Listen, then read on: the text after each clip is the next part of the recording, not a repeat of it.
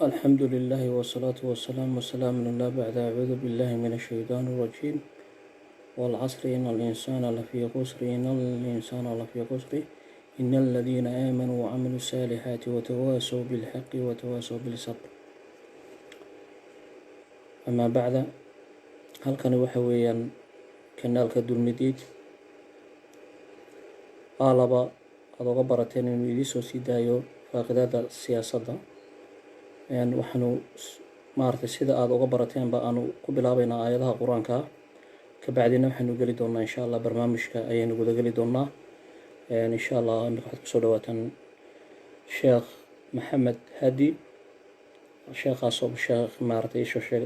Dakar ku nool caasimadda maartay Senegal insha Allah isaga maartay ku bilaabaynaa aayadihiisa.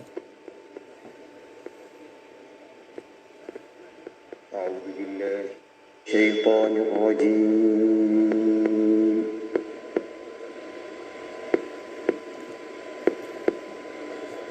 بسم الله الرحمن الرحيم.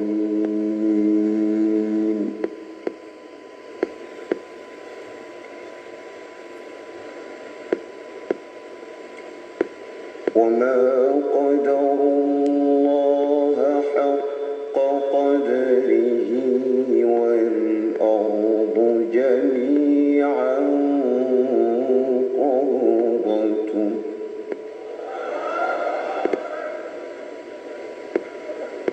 والأرض جميعا قبضته يوم القيامة والسماوات مطويات بيمينه.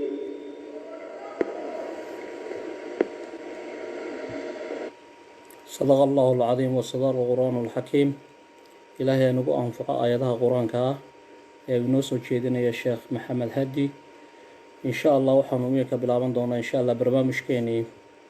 يعني halkani waa kanaalka dulmidiid qaybtiisa baraha bulshada. waxaanu caawa ku soo qaada dhigi doonaa insha Allah faaqiidada siyaasadda markaas iyadoo aan soo qaadan doono ilaa 2 qodob ilaa 3 qodob kadibna aanu faaqidi doonaa insha Allah. marka qodobka ugu horeeya oo aan maartay insha Allah imika aanu soo qaadan doono waxa ugu horeyn doona qodobka koobaad wakiilka u fadhiya maamulka Somaliland Djibouti oo ka jawaabay hadalkii ka soo yeedhay hogaamiyaha xisbiga Wiciid Faysal Cali Waraabe kadib markii uu warbaahinta ay isku weerareen taasoo keentay in kala fogaansho ay keeni karto. isagoo markaasi uu Faysal Cali Waraabe weerar uu ku qaaday oo warbaahinta kaga qaaday kadibna mudane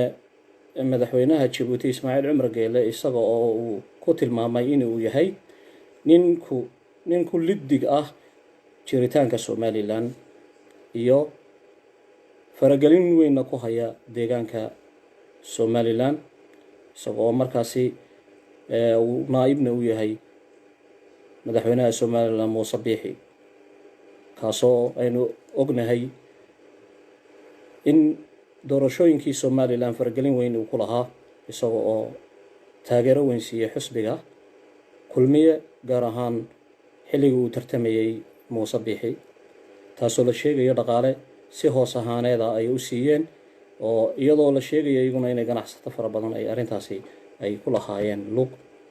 arrimahaas ayaanu caawa soo qaadi doonaa. qodobkiisa labaad waxaa ka mid ah Muuse Biixi iyo xisbiga kulmiye oo daadihinayo siday doorashooyinka ku soo baxeen doorashooyinkii ay ku soo baxeen ama xalaal bay ahaayeen. insha Allah waxa weeyaan maartay fikirkiina insha Allah waanu dhageysan doonaa laakiin qodob baynu dul istaagi doonaa insha Allah doreeraho barnaamijkuna maartay waa noo socon doonaa inoo share gareeya barnaamijka inoo share gareeya hala share gareeya barnaamijka ma la maqlaa codkayga si fiican ma loo maqlaa horta. halkani waa kanaalka dulmidiid qaybtiisa baraha bulshada waxaad nagala socotaan maanta oo bishu tahay kowdii bishii October insha Allah waxa weeyaan markaasi waxaanu qaadan doonaa insha Allah qodobada aan hore ku soo sheegnay. qodobka koowaad baanu dul istaagi doonaa qodobada baanu istaagaynaa maxaa keenay inay maartay maanta ay jiraan in xusbiga cid uu maartay weerar uu ku qaado maxaa sababay soo sheegin maartay soo sheegay Ismaaciil Umar Geela uu bartilmaameed uu noqdo maxaa sababay in wakiilka Somaliland u fadhiya Djibouti inuu ka hadlo arrimaha maartay Somaliland isagoo si gaara waliba maartay u ataagaya gudoomiyaha xusbiga ucid Faysal Cali Waraabe. Okay, arrimahaas aanu dul istaagi doonaa qodobka koowaad. Qodobka koowaad markaan dul istaagno run ahaantii waxaan ognahay wakiilka u fadhiya maamulka Somaliland Djibouti oo ka jawaabay hadalkii ka soo yeeray Faysal Cali Waraabe sidee buu ahaa sidee uu dhignaa runtii marka aanu qodob u dul istaagno qodob ayaan u dul istaagi doonaa insha Allah barnaamijka noo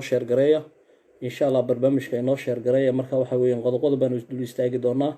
waxaanu soo qadamaynaa insha Allah hadaladii uu ka yiri Faysal Cali Waraabe ee uu maartay warbaahinta uu ka lahaa ayaynu dul istaagi doonaa insha Allah anoo idin soo qabanaya qadar yar ka bacdi waxaanu ku nasan doonaa hore u soco heestii la oran jiray ee uu qaaday maslax mideeye oo uu qaaday sida uu sheegay ummadda Soomaaliyeed hore u soco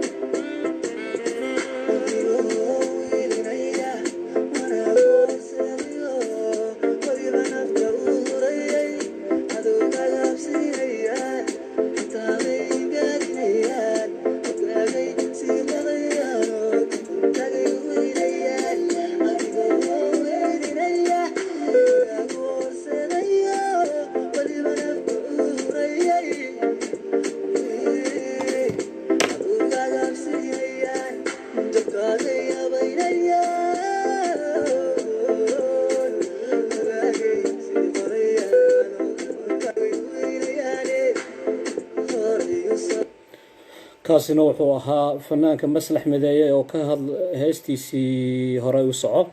oo uu sheegay inuu Soomaali u qaaday guud ahaanba hore u soco waxaanu leenahay madaxda Soomaaliyeed hore u soco insha Allah barnaamijkeeni ayaan guda gali doonaa qadar yar ka bacdi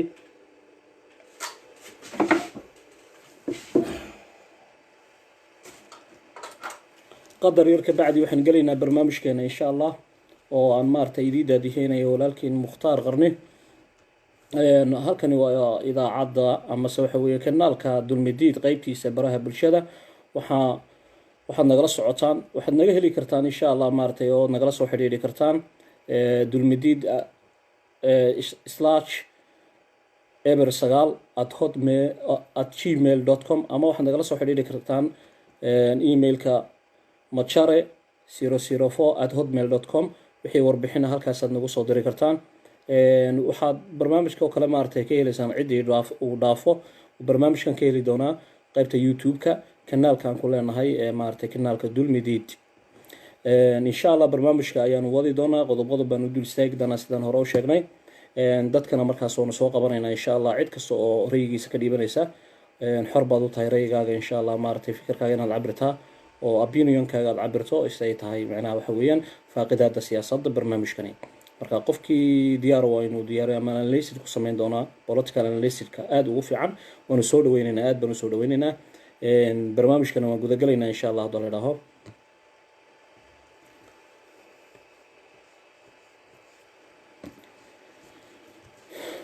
wakiilka u fadhiya maamulka somalilan ee jabuuti oo ka jawaabay hadalkii uu kasoo yeedhay hogaamiyaha xusbiga ucid faysal cali waraabe kadib markii uu warbaahinta uu ku weeraray isaga oo ku hadlayo la hadlaya markaasi madaxweyne ismaaciil cumar geele, isagoo uu ku tilmaamay inuu yahay nin maaragtay nin lidi ku ah jiritaanka somalilan, fadqalooyin fara badanna ku haya dhinaca xeebaha. isagoo uu markaa sheegay in maaragtay iisoo sheeg siyaasadda faragelin uu ku yahay somalilan. iyadoo hadalkaasi jawaab uu kasoo yeedhay markaa hadalkiisii waxaa ku jiray meesha wakiilka inuu hadallo markaasi lidi ku ah amase maaragtay aflagaada ah oo markaa loo arkay dadka qaarkood inay aflagaada yihiin, laakiinse dadka luqadda sida fiican u yaqaana jabuuti amase deegaanada etoobiya dadka dega ay ku hadlaan, gaar ahaan maaragtay meesha uu kasoo jeedo wakiilku. hadalladaasuu marka lahaa haddii aad maaragtay iisoo sheeg uu ninkaasi arrintaasi uu ka waantoobi waayo waanu iska dhicinaynaa ama waan dhabaynaa. dhabitaankaas markaa dadku inta badan hadallada si kale u kala qaateen.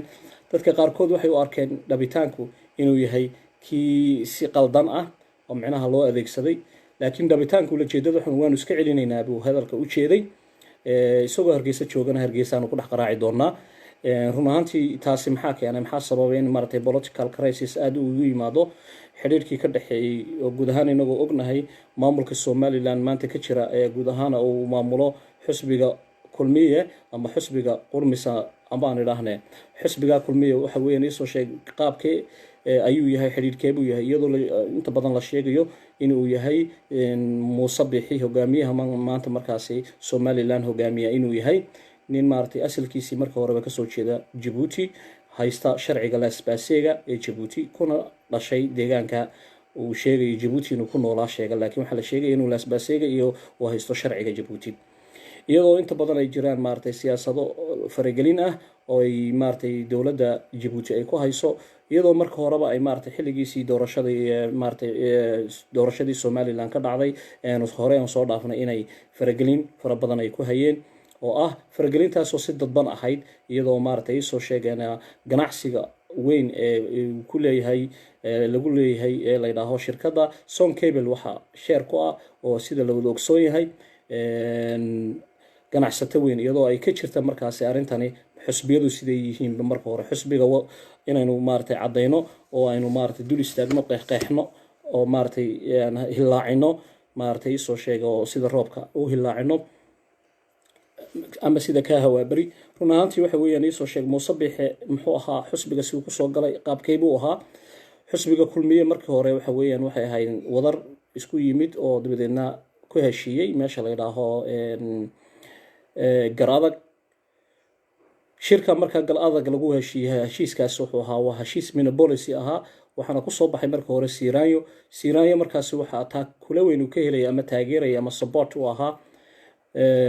maaragtay dahabshiil oo ah ganacsada. run ahaantii waynu ognahay qofku hadduuna haysan support ama economigiisu una fiicnayn siyaasadda kuma soo bixi karo. wuxuu u baahan yahay fangelin bay siyaasaddu u baahan tahay, ma garanaysaa, hadday facilitygayga tahay iyo hadday dhinac walba tahay. fangelintii ugu koobaad ee maaragtay xusbiga wuxuu haystay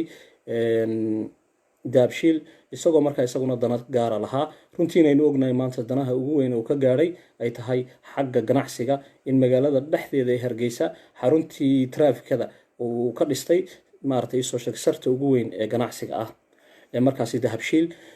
run ahaantii waxa kaloo iyadana aan ka maqnayn meesha inuu Siciid nin la yidhaaho oo isaguna ahaa ninka soo dejin jiray sigaarkii boonka la oran jiray oo dhinaca Jabuuti ka keeni jiray sigaarkaasi oo markaasi soo sheegay ganacsada xagga sigaarka ahaa kadibna uu soo dhaxgalay siyaasadda aad u dhaxgalay Ismaaciil Cumar Geelle markaas wuxuu shirkadan la yidhaaho Son Cable waxaanu wada ogsoonahay xilligii Daahir Yaalo uu gacanta ku hayay xukuumadda Somaliland uu gacanta ku hayay waxa jiray shirkado uu saxeexay heshiisyo oo markaasi ah si ay horumar wadanka u keenaan taasina uu daacad ka ahaa in horumar ay yimaadaan shirkadaas oo ahayd shirkadii sameynaysay cable-ka mara Africa ama oo markaasi berbera laga aasaasay dawladna kharash fara badan oo ku baxay markii kadibna baarlamaanka la hordhigay ka baarlamaankuna uu saxeexay shirkada kadib markii ay ka huleeshay markii xisbiga kulmiye uu ku soo baxay doorashada ee uu qabsaday ama uu marorsaday aan ilaahay ayaa waxa dhacday xilligii Siiraanyo ee uu doorashada maartay uu ku soo baxay ayaa waxa dhacday heshiiskii ugu horeeyay ee la wada gaaray ee ilaahay ayaa wuxuu ahaa isagoo markaa u yeeray ninkii gudoomiyaha xisbiga markaa ka ahaa wakiilka ka ama say agaasimihii maartay soo sheeg shirkadda iyadoo markaa shirkadaasi ay jiraan niman markaasi takhasus ku leh oo wadanada kale ka yimid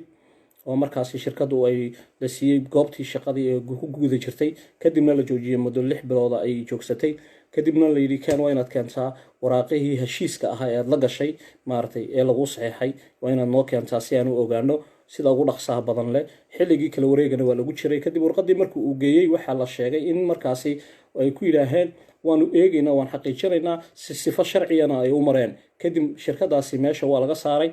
kadibna waxa weeye waxa soo baxday Son Cable markaasi ma jirin awood bayna may lahayn cable-ka markaynu ognahay badda mara dhinaca Djibouti uu ka yimaadaa marka tani waa mid ka madax banaan bay ahayd oo cable-kaasi waxa la doonayay supplement inay ahaado Africa wadanada East Africa in loo gudbiyo Somaliland ay noqoto meesha kaliya laga gudbiyo internetka ma garanaysaa line-ka internetka uu maro oo meesha ay ahaato meesha qaybisa ay ahaato oo loogu talagalay marka strategy marka xagga dhaqaalaha oo marka Somaliland ay kala hayd xilligii Daahir Yaale ayay ahayd lana siiyay shirkad bareefada oo ay gacanta ku haysay markaasi loona saxay baarlamaankana la hormariyay kadibna marka dhaqaalaha ka soo baxayo iyo maarta systemka iyo shaqo abuurba oo ahayd deegaankaas guud ahaanba kadib marka waxa la hoos maray sharciyadii kadib waxa weyn iyadoo lagu istaagay marka iyadoo loo eegayo markaasi dana gaara loo siinayo maadaama xisbigan kulmiye ay wada lahaayeen wax ganacsi uu jiro ama monopolies waxa la yiraahdaa jira marka waxa ganacsatadu waxay sameynayaan support bay u yihiin dhaqaale ay ku bixinayaan iyagoo marka hogaamiyaha dhaqaalaha ay siinayaan hadhow haduu xilka qabsado kadibna uu u fududeynayo waxa la yiraahdaa business private sector-ka uu u fududeynayo si markaasi bidooni shuruud loogu saxiixo waxyaalaha ay u baahan yihiin in halkaasi maartay ay maartay ugu qabsoomayso marka waxaan ognahay in geyga Somaliland gaar ahaan ma awood weyn una ku lahayn dahabshiil laakiin samaanta aan moodo xilliyadaasi xilligiina oo cali maartay Maxamed Xaaji Ibrahim Cigaal iyo xilligii maartay soo Cabdiraxmaan Tuur iyo xilligii maartay soo sheegana Daahir Yaalo labadaba maartay awood weyn kuma lahayn ganacsigiisuna ma ahayn laakiin sayimka waxaad moodaa si xawaaro leh ayuu u socday ilaa xilligii Siiraanyo taasina waxa sababay waa dhaqaalaha xisbiga uu gashaday hogaamiyihiisa uu soo baxo si maartay u marorsado arrimaha ganacsiga taasoo ay ku keentay markaasi dawladii Siiraanyo ay ku keentay arrimaha dhaqaalaha in arintu dhaqaalaha hoos u dhacaan in sixir barar weyn u yimaado in shilinka Somaliland uu noqdo mid markii lagu sarifo 1 milyan ku dhawaad lagu sarifo $100 taas oo ay keentay markaasi sixir barar aad u weyn ay maartay iyo waxa la yiraahdaa maartay soo sheegana arrimaha dhaqaalaha uu ku yimaado mid aad u hooseeya uu noqdo waayo suuqii sixirkii suuqa wuxuu ku ekaaday cid gaar ah ayaa gacanta ku dhigtay umana sinna waxa la yiraahdaa ganacsiga waxa wanaagsan in ganacsiga xorti iyo xalaal dhahaado oo si xora loo ganacsado ayay ahayd laakiin waxay noqotay mid monopoly iyo mid gaar ah gacanta loo galiyo waxa ku xigay markaas iyadoo ahayd la iskaashanayay oo ahayd oo heshiiskuna uu ahaa inuu marka hore Siiraanyo uu maartay soo sheeg arrimaha ganacsiga xilligaasi gacanta Siiraanyo ku hayo dahabshiilna uu markaasi uu ka faa'iideysto waqtigii Muuse uu soo baxayna waxa soo baxay markaasi shirkadii Son Cable la oranayay inuu Siciid uu gacanta ku hayay iyo oo shirkadaasi uu share ku leeyahay Ismaaciil Cumar Geelle taasay faragelinta siyaasadeed ay kaga timid sababta keenaysa in maanta markaasi ay qaraxdo waxa weeyaan waxyaalo badan ay soo baxaan taasa sababtay run ahaantii arrimahaas sababay oo soo dadejiyey in maanta xusbigii ucid maaragtay garabka bidix ama garabka midig u ahaa xusbiga kulmiye inuu maanta ka hor yimaado oo hogaamiyihiisu caayo waxa keenay arrimaha noocaasa weeyaan runtiina waxa weeyaan arrimahaas ayaa sababaya in maaragtay uu yimaado runtiina waxa weeyaan ismaaciil cumar gele ganacsi aad u weyn buu ku leeyahay shirkadda home cable waxa iskale maaragtay inaw saciid iyo ismaaciil cumar gele ciddii qarinaysa wax qarsoomaya ma jiro maanta wax qarsoon ma jira waxa weeye double agency baa la yidhaahaan waa la dilaa qofka double agency-ga muusana waa nin double agency ah run ahaantii gacantana wuxuu gacanta ugu geliyey maamulkii iyo systemkii loo dhiibtay ee maaragtay weliba uu marorsaday ee haddana loogu duceeyey iyo loogu faatixeeyey ayuu wuxuu noqday in faragelin shisheeye uu soo geliyay iyadoo la sheegaya haddana weliba arrimaha amniga aanu dul istaagi doono in ay jiraan deegaanada gobolka galbeedka ee salal in ay jiraan dad badan oo qaxootiya etoobiya laga keenay kuwaasoo sababay in ay iska hor yimaadaan dadkii deegaanka deganaa beeraleyda ahaa inay isku hor yimaadaan kadibna toddobaadadii aan soo dhaafnay ay dagaal ku hormaray meesha la yidhaahaa xariiraad weliba maaragtay tuulada wada jir in meeshaasi dilu ka dhacay iyadoo markaasi odayadii beesha maaragtay dhinaca kale kasoo jeeday ay hadlayaan oo ay leeyihiin waxa arrintaasi ka dambeeya wasiirka beeraha run ahaantii waxa weeyaan waxa meesha jira dagaaladaasi waxa weeye waa dagaalada xilligii 1994gii hilaacay xilligii inacigaal uu gacanta ku hayay waxa weeye wasiirka arrimaha guduhu uu ka ahaa runtii waxa weeye cabdiraxmaan oo calina wasiirka gaashaandhiga ahna madaxweyne ku-xigeenka ahaa iyagoo markaasi ahaa xilligii SNM calancas ahaa inacigaalna calancad uu ku jiray jeelka uu ku jiray marka waxaa jirta arrimo istiiday oo ah ay ku bilaabeen dagaalo marka la doonayo in fadqalalo fara badan lagu abuuro isagoo hadalladaasi ay kasoo yeedhay waqtigaana ay yihiin kuwo recording lagu sameeyey oo la qoray oo leeyahay anigoo wax dili kara duco qaadan maayo weerihii ka midka ahaa runtaa marka taasi waxay sababtay inay soo dedejiso iyo soo sheeg arrintaasi maamulkiisina uu mid soo kooban noqdo faragelin shisheeyana Somaliland ay noqoto meel laga maamulo Djibouti mar walba xilligii waxaan ognahay maaragtay siiraanyo markii loo saxiixay maaragtay soo sheeg mashaariicda maaragtay DP Wall imaaraadku maaragtay soo sheegay uu saxiixay saynu ognahay Cumar Cabdirashiid iyo maaragtay Xasan Sheekh labaduba ay waxa u dabqaaday wuxuu ahaa shirki Djibouti la iskugu yimid ee iskugu yimaadeen iyadoo markaa laga dhigayo waxa la wada hadashiinaya Somaliland iyo Soomaaliya iyagoo markaas shirki Turkiga la isku afgaran waayo kadibna taas la soo dhaweynaya la leeyahay laakiin siyaasadda hoosaan ahayd ay jirta taasoo ah in ay u saxeexaan waxa la yiraahdaa heshiiskii ahaa DP Wall runtii waan ognahay Somaliland there is no recongressed ma haystaan wax recongressed la yiraahdo ama adduunku ma aaminsana international agreement lama gali karaan wadanada kale sidaa darteed waa inay noqdaan inay u soo dhex maraan xukuumaddii markaasi ku meel gaarka ahayd transitionka ahayd maaragtay dowladdii Soomaaliya ee Ismaaciil uu gacanta ku hayay markaasi madaxweyne uu ka ahaa Xasan Sheekh ku-xigeenkiisana uu ka ahaa maaragtay madaxweyne ku-xigeenkuna ama ra'iisul wasaaruhuna uu ahaa Cumar Cabdirashiid marka arrintaas waxay noqotay waa arrintii keentay dhaqaale u fara badan la sheegayo in marka waqtiyadaasi imaaraadku inuu ku bixiyay iyadoo marka xaquuqalin waxa la yiraahdaa meeshaas lagu bixiyay 100 iyo waxa la sheegaya 75 dhinaca Soomaaliya in gacanta laga galiyay 75 milyan iyo 75 milyan 150 milyan ayuu ku bixiyay kharashkaasi sida la sheegayo ee wararka xogagaalkana soo galayaan maartay kanaalka dulmidiid uu helay runtii markaasi waxay run ahaantii arrintaas waxay arrintii dowladda doorashadii Soomaaliya xilligii jirtay kharashkii faraha badnaa dhinaca maaragtay soo sheekay manay maaragtay madaxweynuhuna uu doorashada ku galay Cumar Cabdirashiidna uu doorashada ku galay markaasi oo baarlamaanku noqday Soomaaliya xilliga baarlamaanka Soomaaliya inay noqdo mid maaragtay lagu kala iibsado lacag aad u qaaliya oo fara badan oo la sheegay inuu gaaray ilaa 300 oo kun oo doolarka Mareykanka ah ala qofkii baarlamaanka aba codadka si loo kala iibsado runtii marka taasi waxay waa lacagtaas oo lagu howlgalay iyadoo marka iyaguna supportska ugu weyn yahay imaaraadka xagan kalena waxa weynay soo sheeg waxa marka xilligaasi isku soo dhaweeyay ama se maaragtay u dab qaadayo waxa Ismaaciil Cumar Geelle oo isku keenay siiraanyo iyo qoladan si loo dab qaado oo ay u heshiiyaan laakiin waxa hoos maray Ismaaciil Cumar Geelle oo siyaasadii Djibouti Ismaaciil Cumar Geelle ay wadatay DP Wall ku eriday iyo markii ay heshiiska saxeexdeen ayuu waxay noqday Ismaaciil Cumar Geelle inay iyaduna aad ugu adkaato dowladdii siiraanyo ay noqoto mid hirdan siyaasadeed oo maaragtay siyaasadii relationshipka ahayd inuu xumaado relationshipkoogii laakiinse xaggii isdhexmarkii iyo xitaa maaragtay isoo sheegana ganacsigiiba uu yaraado dhinaca somalilan iyo jabuuti arrimahaasoo dhan waxaanu maaragtay ku falaqaynaynaa waa saas marka waa kanaalka dulmidiid faaqidaada siyaasadda ayaa la dhahaa marka sidaas bay arrinkaas ahayd waxaa markaas soo ifbaxay xilligii doorashada markii la galay ayaa waxay noqotay hirdankii intii u dambeysay si micnaha ay noqoto in barnaamijka ganacsiga uu hirgalo dhinaca jabuuti ay danaynayaan danaha maaragtay isoo sheekhaaska ay ka leeyihiin xagga maaragtay ganacsiga maaragtay son cableka ama cableka lasoo marinayo in shirkadaasi ay hirgasho waxaa runaantii kaga baxday se la sheegaya 3 milyan waxaa la sheegaya ismaaciil umar geele inuu bixiyey 3 milyanna waxaa bixiyey shirkadda ninka gacanta ku haya oo inuu saciida 3 milyanna waxaa bixiyey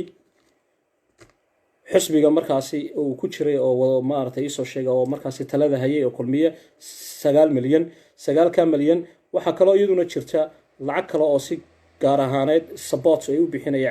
maaragtay dahabshiil uu bixiyey oo 3 milyan ah waxa weeye 12 milyan 3 milyanna isaga ayaa ku darsaday si uu doorashada ugu soo baxo 15 milyan baa la sheegayaa in doorashadii Somaliland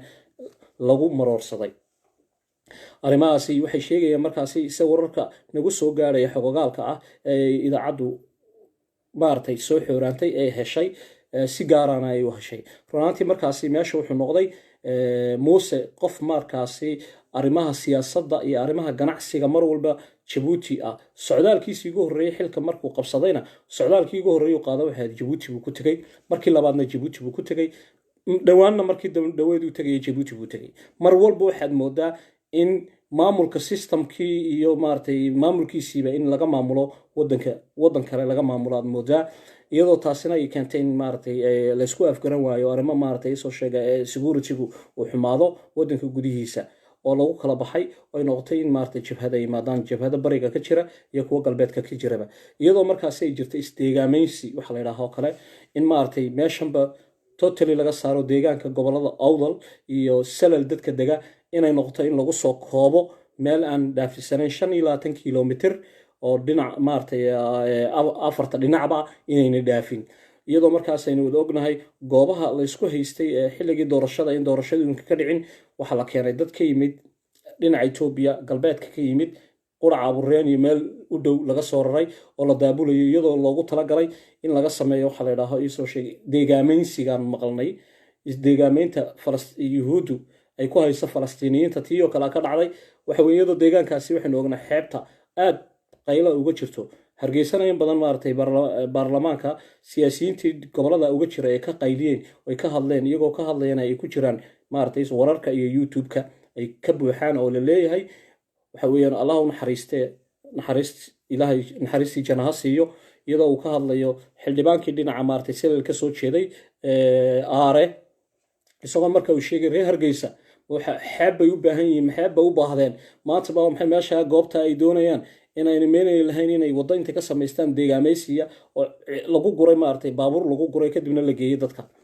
waddada xagga xeebta iyaduna ilmika naftirka istiraatiijiyadda jirto dhawaan ay jiraan shirkad ka shaqeynaysa waddada oo dhinaca beledgoolde ka timid oo doonaysa waddada cad inay halka mariso oo dabadna xeebta ay tagto iyadoo la doonayo markaasi dana gaar laga leeyahay waxa kale oo iyaduna jira waddo kale oo maaragtay international maaragtay bangiga horumarinta Afrika ay doonayso in oo istiraatiiji Soomaaliya farmaajo iyo maaragtay Ismaaciil Umar Geele iyo Ethiopia ay ku heshiiyeen in waddo ka soo baxda dhinaca Djibouti kadibna soo marta xeebta xiga dhinaca maaragtay soo sheegeen Ethiopia timaada qaybta Ethiopia waxa qaadanaysa Ethiopia contractiga iyo hawsheeda shaqo kule dhinaca Djibouti ba kule marka loo yacdo wixii ka soo sakeeyana waxa gacan kule deegaanka cidii maamulka marka haysa iyadoo farqado weyn uu ku hayo oo markaasi Djibouti dhawaan markuu tagay arinta laga wada hadlay runtii uu hor istaagay maaragtay Muuse biixi uu hor istaagay iyadoo marka la bilaabay in fadqadatooyin laga bilaabo oo la isku diro dadka beelaha wada degan si meeshaasi mashruucaasi laga wada ee wadada soo maraysa u joogsadaan oo la siyaasadeeyo runtii siyaasadeyn weyn baa ku jirta dhinaca xaggan kale haddaan usoo noqono waxaa jirta wadadii ceergaaba tegeysa iyo deegaanka tegeysa maamulku ay wadeen waxaa la abuuray waxa la yidhaha falqalado si aanan wadadaasi u joogsato siiraanya xilliguu bilaabay iyadoo wadadaasi socoto waxaa la abuuray in laysku diro labadii beeleed ee wada degnaa ee maaragtay iisoo sheeg ood wadaagga ahaa in layska hor keeno run ahaantii labada dhinacba dowladdu waxay ku haysaa faragelin waxa weeye waa dagaal siyaasadaysan oo labada dhinacba in kastuu kani aada u weyn yahay maaragtay ceel afweyni marka run ahaantii waxaan marka halkan leenahay waxa weeye waa idaacaddii dulmidiid run ahaantii faaqidaada siyaasadda weeyaan faaqidaada siyaasadda maanta marka waxaan ku faaqidaynaa sababta maxaa sababay inay faragelin ay ku hayso dowladda jabuuti ee uu sheegayo faysal cali waraba ma runba mise waa waxaan xaqiiqi ahayn oo runta ka fog oo realized ah runtii xaqiiq weeyaan faysal waxyaalo badan buu ogyahay waxa weeyaan xisbiga kulmiyana waxa weeyaan wuxuu leeyahay garabka midig saaxiibtinimo garabka midig uu leeyahay sidaa darteed waxa qarxay maanta markaas sirar fara badan oo ogaa ayuu ooda ka qaaday taasina waxay keenaysaa inay ka xanaajiso wakiilkii uu joogay somalilan dhinaca jabuuti oo markaasi isaga naftarkiisa aflagaada ka yimid oo aflagaadooday run ahaantii marka arrintaas sideed u arkaa ayaa laga hadlayaa barnaamijka ciddii maaragtay ka hadlaysa waan soo dhaweynaynaa kusoo dhawaada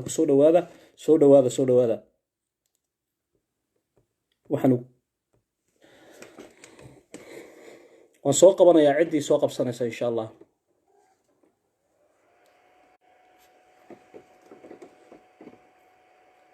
waxaanu ku yarnasanaynaa qadar muusiga oo ah qadar oo heestii maaragtay iisoo sheegay wadaniga ahayd maslax mideeye isagoo markaasi maaragtay u qaaday soomaalida guud ahaanba isagoo hore u soco uu leeyahay una sheegaya hogaamiyeyaasha maaragtay soomaaliyeed maaragtay daacadda ah masar farmaajo iyo maaragtay xasan khayre uu maaragtay u sameeyey heesta guud ahaanba soomaali buu u sameeyey kusoo dhawaada markaasi bandhig faneedkii jigjiga ayuu kaga qayb galay run ahaantii marka waxa weeyaan taasina waxay keenaysaa qof walboo soomaaliyeed islaam baynu nahay islaamnimadana soomaalinimada inoo xigta runtii wadankeenii dhibaatooyin fara badan iyo qax iyo dagaalo fara badan ayuu soo maray runtii cidda la doonaya in maaragtay inay wax u qabato oo dadku ay inay waxa weeyaan waa inaga runtii cid kasta oo maaragtay dhalinyaraduna lafdhabarta waxa weeyaan bulshada soo dhawaada barnaamijka markaasi insha allah maaragtay waynu faaqidaynaa insha allah siyaasadda waa barnaamijkii faaqidaada siyaasadda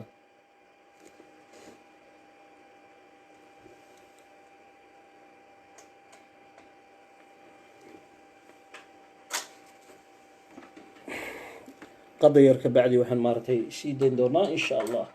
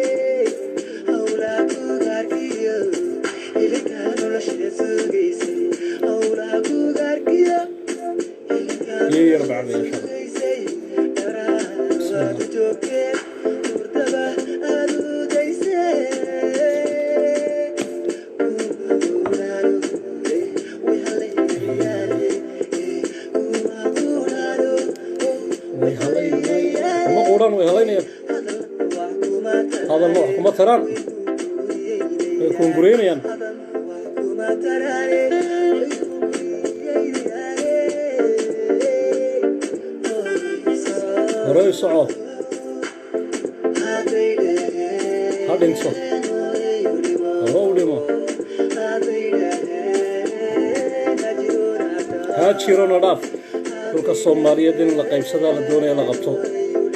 aynu ognahay kenya inay nagu hayso fadqalo aada u weyn oo ay doonayso shidaalkeena inay ku qaadato dhulkeenana ay doonaysa inay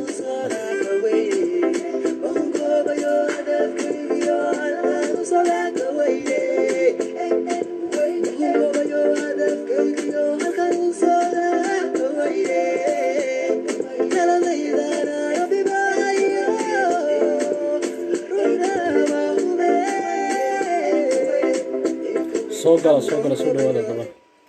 soo dhawaada ciddii doonaysa inay ka hadasho waan soo dhaweynaya insha allah muna xuseen baa soo qabanaya insha allah haddii ay u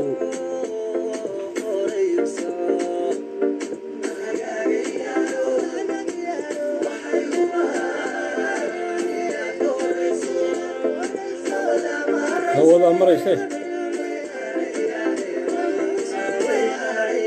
way hadhayaane hore u soco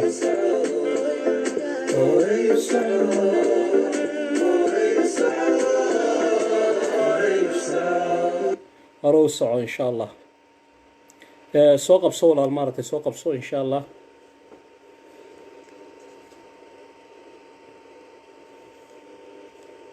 barnaamijka inoo sheer gareeya barnaamijka noo sheer gareeya insha allah ha ku tuura qeybaha maaragtay linkiga ku tuura maaragtay weeyaa website-yada oo dhan ku tuura insha allah inoo sheer gareeya barnaamijka wuxuu leeyahay wuxuu aan kaga hadlayaa maaragtay gobolada waqooyi galbeed iyo maamulka waqooyi galbeed ka jira ee Somaliland oo la magac baxay laakiinse aan run ahaantii kaas waxa weeye markaasi waxaan doonaynaa inaynu faaqido insha allah halkani waxa weeyaan halkani waa kanaalka dulmidiid qaybtiisa baraha bulshada waxaa nagala soo xidhiidhi kartaan dulmidiid /eber9@gmail.com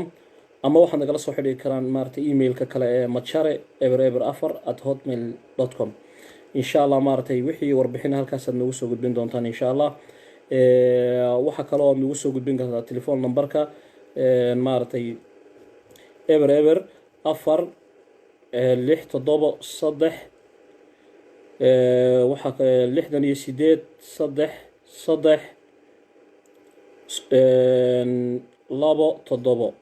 ayaad maaragtay xitaa waad nagala soo hadli kartaan insha allah dowladda warbixintan waad nagu soo gudbin kartaan insha allah lambarkaasi waana kusoo qori doonaa meesha wixii ka dambeeya insha allah barnaamijka loogadiisa iyo wixiisaanu soo saari doonaa lambarkan waanu kusoo qori doonaa insha allah waxaanu gudagalaynaa markaasi sidee micnaha waxaynu soo wadnay oo aynu faaqidaynay qaabka siyaasadaysan ee maaragtay faragelinta siyaasadeyn ee lagu hayo gobolada waqooyi ee ay ku hayaan wadanada jaarka ama wadanka jaarka ee Djibouti sidee uu maaragtay faragelin ugu soo geliyay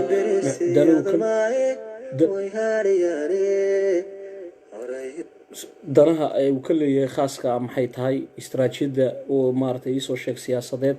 ee relationship kula yeeshay maxay tahay waa dhaqan iyo dhaqaale labadaba arrimihii dhaqan iyo dhaqaalahaba isagoo doonaya deegaanadaasi dadka ku nool ee dhinaca Djibouti markii hore ka soo jeeday in deegaamaysi uu ku sameeyo qodobka koobaad qodobka labaad waxa weeyaan isagoo markaa doonaya istaraatiijiyada ganacsiga oo run ahaantiiba uu helo in maaragtay isoo sheegana son cable ay tahay cableka Djibouti ka yimanayay oo run ahaantii la doonayo in deegaankaasi lagu isticmaalo si dhaqaale economiga laga helo marka waa dhaqaale xagga economiga iyadoo markaasi ay doonayaan maaragtay isoo sheeg si laakiinse an legislation ay u shaqaysanayaan oo uu wakiil u yahay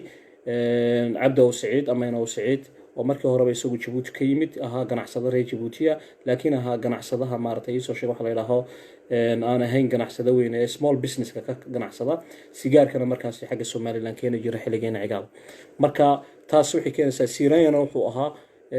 wuxuu maaragtay support garanayaa maaragtay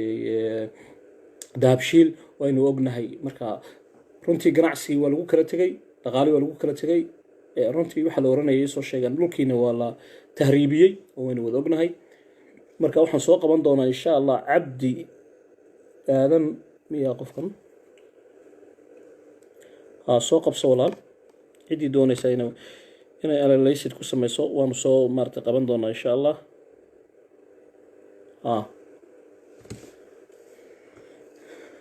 waan soo qabanaynaa insha allah waan soo qabanaynaa walaal maaragtay leeg Saciid warsame maaragtay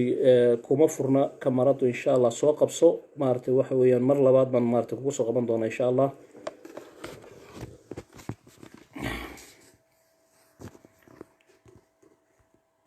inoo sheer gareeya barnaamijka inoo sheer gareeya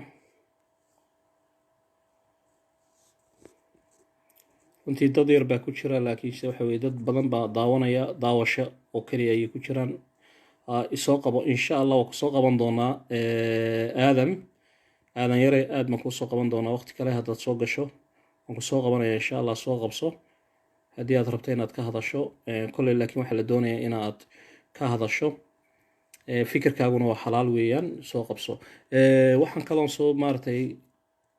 idaga codsanaya in aad inoo sheergaraysaan maaragtay websaydyada aad ku tuurtaan linkiyada ku tuurtaan si maaragtay soo sheeg barnaamijka guruubada ku tuura si micnaa barnaamijku maaragtay dad badan inoogu yeesho oo aynu maaragtay u faaqidno halkani waxa weeyaan waa kanaalka dulmadiid qaybtiisa baraha bulshada waxaad nagala soo xidhiiri kartaan dulmadiid /eber sagaal at gmail.com ama machare eber afar at hotmail.com ama telefoon numberka eber afar lix toddobo saddex lix sideetan iyo saddex soddon iyo labo toddobo waan idigu celinayaa mar labaad eber afar lixdan iyo toddobo soddon iyo lix sideetan iyo saddex soddon iyo labo toddobo insha allah waan halkaas nagala soo xidhiiri kartaan waxaan barnaamijkana insha allah maaragtay loogadiisa iyo wixii soo dhan baan soo duldhigi doonaa insha allah iyo maaragtay lambarkaba waxaan soo gelin doonaa insha allah baraha bulshada facebooka iyo snapchatka iyo maaragtay instagramka intaba dhammaan waan soo gelin doonaa barnaamijku waxa weye waa barnaamijka faaqidada siyaasadda la dhahaa mar walba waxa weye horena waa u jiri jiray iminkana waa u socdaan muddo dheer buu jiraa barnaamijkan 2017 ayaanu aasaasnay oon bilaabay ilaa iminkana wuu socday hakad yar baa ku yimid waqti dhexdaasa oo aan maaragtay howl galay ayuu hakad yimid ilaa muddo maaragtay dhowr bilooda laakiin wixii ka dambeeyay barnaamijku wuu soconayaa sidiisaas wuu sii socon doonaa insha allah waan wadaynaa insha allah hadduu alla idhaaho inta ilaahay nafta maaragtay amaanada ay igu jirto waan wadaynaa insha allah marka barnaamijkeena qodobka koowaad maanta wuxuu maaragtay aan ka hadlayno ayaanu qodob dul istaagi doonaa inoo sheergaraya wakiilka u fadhiya maamulka somaliland ee waqooyi galbeed oo ka jawaabay hadalkii kasoo yeedhay hogaamiyaha xusbiga wiciid faysal cali waraabe kadib markii warbaahinta uu ku weeraray isaga oo ka hadlaya markaas faragelinta ay ku hayso jabuuti iyo mudane madaxweynaha jabuuti ismaaciil cumar geele isagoo uu ku tilmaamay inuu yahay nin lidig ku ah jiritaanka somaliland doonayana inuu maaragtay isoo sheegana uu maaragtay farmaajo iyo maaragtay musabixi in wada hadal maaragtay u dab qaado taasina midaan yeelayna maaha isagoo marka hadaladiisu ay ahaayeen waxa kaloo iyaduna maaragtay meesha jirta iyadoo markaas uu wakiilku uu hadlay uu sheegay in maaragtay isoo sheegay ninkaasi hadallo aan meesha oolin oo dhaleecayna iyo maaragtay cayisku ugu jira uu meesha ka sheegay siduu sheegayo oo si toosa noo soo abaaray annaguna waxaanu samayn doonaa buu yidhi haddii uu xishoon waayo amase uu arrimahaasi ka bixi waayo inaan hargeysa dhexdiisa ugu iman doono iska dhabi doono hadalkaasoo loo arkay markaa dhabitaanka waanu iska dhabi doonaa si qaldan dadka qaarkood u fashisheen laakiin waxaanu halkan rabaa inaanu idhaaho runtii waxaa jirta dialogue ama waxa la idhaaho iisoo sheegeena luqad maarata waxay leedahay waxa la idhaaho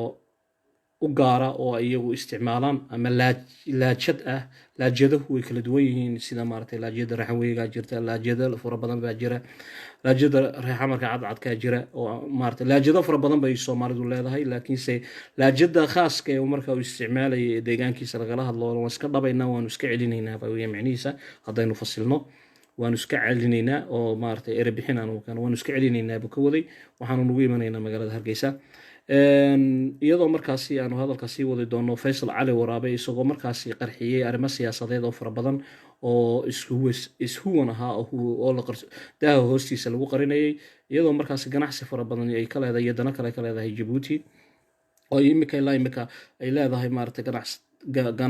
ganacsiga maaragtay ay ku leedahay somaliland ay yihiin shirkadda hon cable iyadoo markaasi hon cable jabuuti ay markaasi ku taalay oo soo marto oo marka cablekaasi badda hoostiisa soo mara istaraatiijika loogu talagalay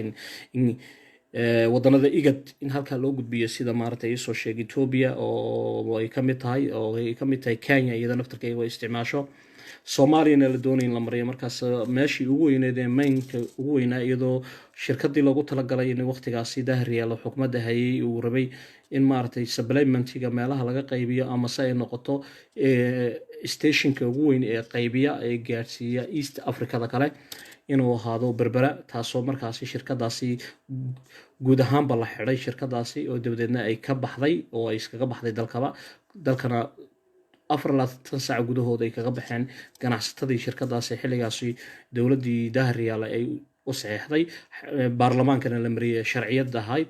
kadib markii xisbiga kulmiye markuu ku guuleystay madaxweyne Siraayo arrintaasi uu joojiyay cancellation ku sameeyay si micnaha loo hirgeliyo heshiisyadii lagu soo heshiiyay maqrooyinkii agabar iyo maaragtay shirkii agabar iyo shirkii ka dhacay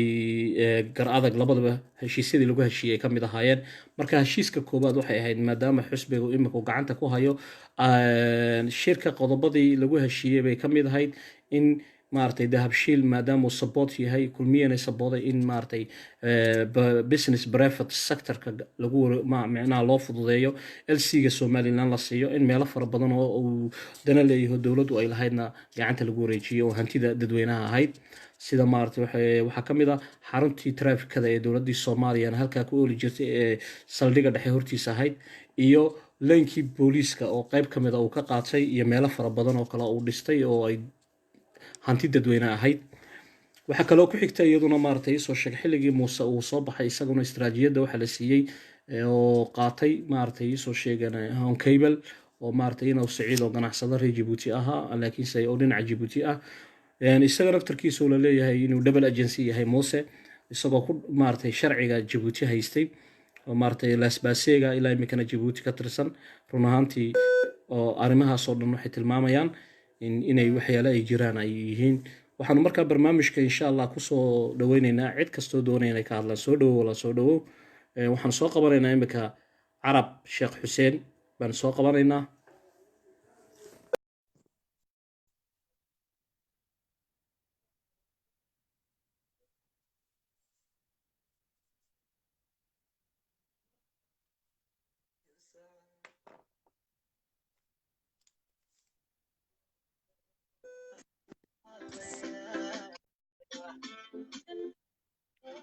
السلام عليكم عرب الشيخ حسين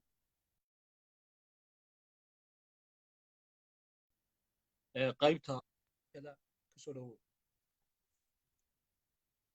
waan ka xumahay walaalkay uu ka baxay haddana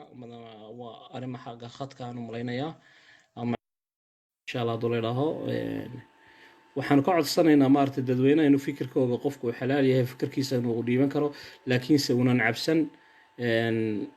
barnaamijka maaragtay haddaad doonayso ood jeceshahay in faaqidaada siyaasadda aad ka qayb gasho soo dhawow waanu ku soo dhaweynaynaa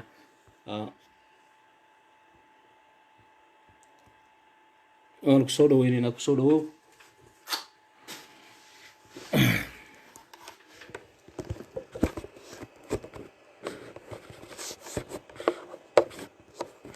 mar labaad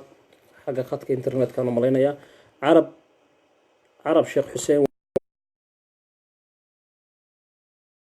insha Allah laakiin si barnaamijka ka hadal baxsan haddii kala maaragtay isoo sheeganay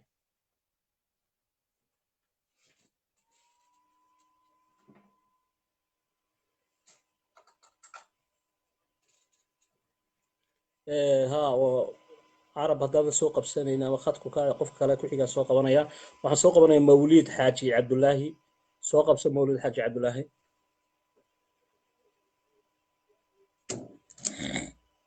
waxaan xoogaa yar oo ogeysiisan idin sheegaya aan leeyahay aan doonayo marta idaacaddu waxa weeyaan waxa ka reeban waxa la yiraahdo discriminationka waxa ka reeban cayda iyo wixii la midka iyo personal attack mid kale qofku hadalkiisa wuxuu ka hadlayaa oo kaliya xayndaabka siyaasadda markaasi faaqidaada siyaasadda laga hadlayo kaliya bas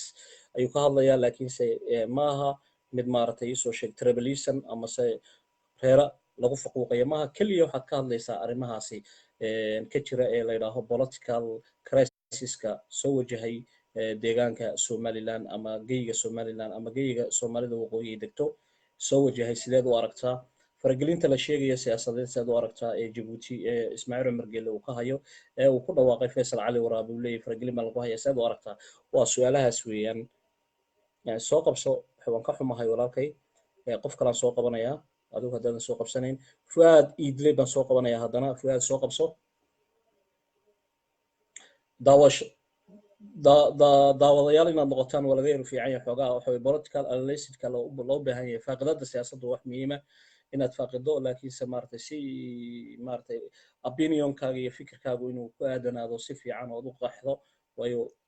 Soomaali baa iskale bulshaduna waxa way u baahan tahay inay ka hadasho arrintan oo kale muhiim weeyaan haddii aad waqooyiga joogto iyo haddaad koonfurta joogtaba labadaba idaacaddu waxa weeyaan waa idaacadda waxaa la yidhaahaa waa kinaalkii dulmidiid qaybta baraha bulshada kusoo dhawow waan kugu soo dhaweynaynaa insha allah qof kastana waan kusoo dhaweynaynaa fikirkaaga xor baad u tahay rayigaagana xor baad ayaad u tahay kusoo dhawow assalaamu calaykum السلام عليكم ما مقشا الو السلام عليكم فؤاد ما مقشا waxaan u malaynaya cilad xagga farsamada inay jirto internetka Fuaad ma maqashaa ma maqlaysaa walaal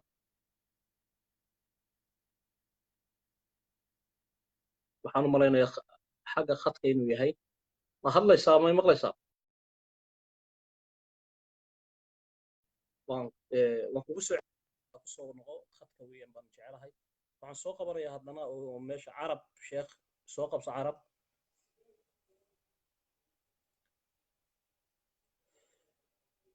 carab sheekh soo qabso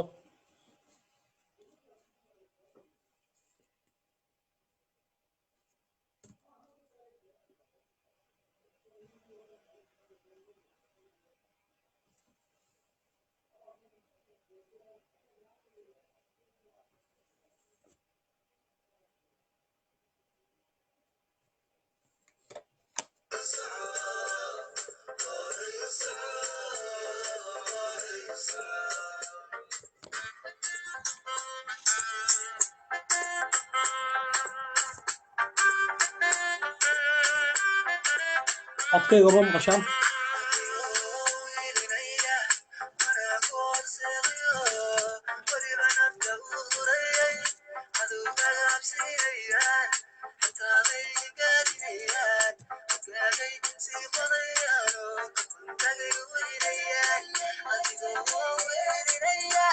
waxaan iga codsanayaa inaad noo sheer garaysaan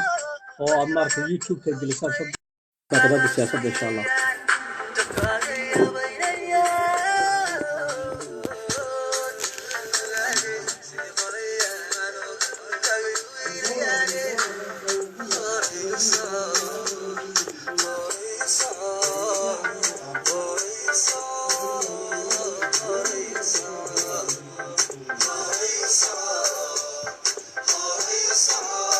ka xumay walaalkay oo soo qabtay haddana qof kale ma eegaya carab waxaan u malaynayaa inuu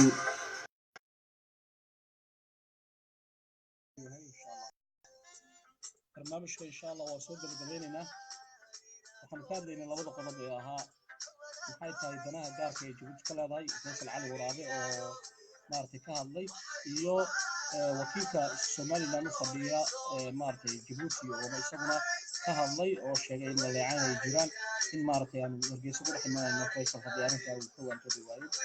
arrimahaas aan ka hadlaynay faaqidada siyaasadda iyo political crisis Somaliland ka jira ama gobolada waqooyi ka jira iyo danaha Djibouti waxay ku hayso iyo caqabadaha hayso kaga imanaya dhinaca Djibouti ayaan kaga hadlaynay kusoo dhawaada barnaamijka insha allah waa aragti kulanti dambe oo xiiso leh ayaanu maaragtay isugu iman doonaa insha allah waxa way barnaamijkana maaragtay inoo sheer gareeya insha allah waxa way halkan waa kanaalka dulmidiid waxaad nagala soo xiriiri kartaan gmail-ka nagala soo xiriiri kartaan dulmidiid /9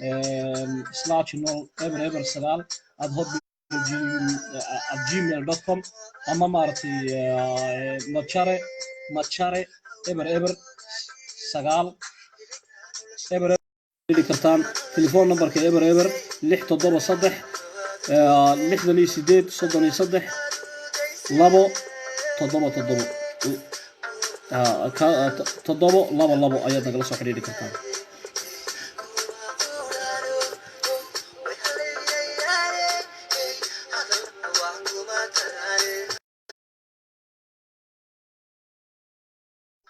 qofkan baan eegaya insha Allah ma kamarada soo galay ma kaliya qofka ugu kaasan ugu dambaysiinaya insha Allah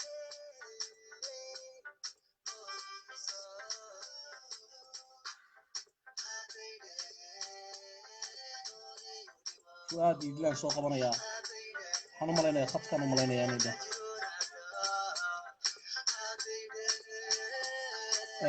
cabdi qafaar baan soo qabanaya haddana waxaan u malaynayaa fuaad waa u soo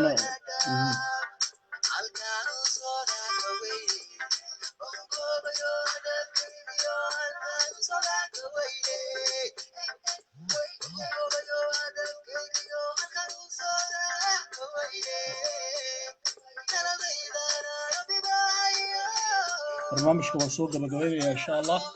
waxa weeyaan waa kanaalkii dulmidiid qaybtii baraha bulshada walbana waan soo galnaa insha Allah haddii la yiraahdo waanu ka sii baxaynaa insha Allah waxa weeyaan waqti dheer baan ku jirnay insha Allah waa maalmo shaqo aad baan idin salaamayaa assalaamu calaykum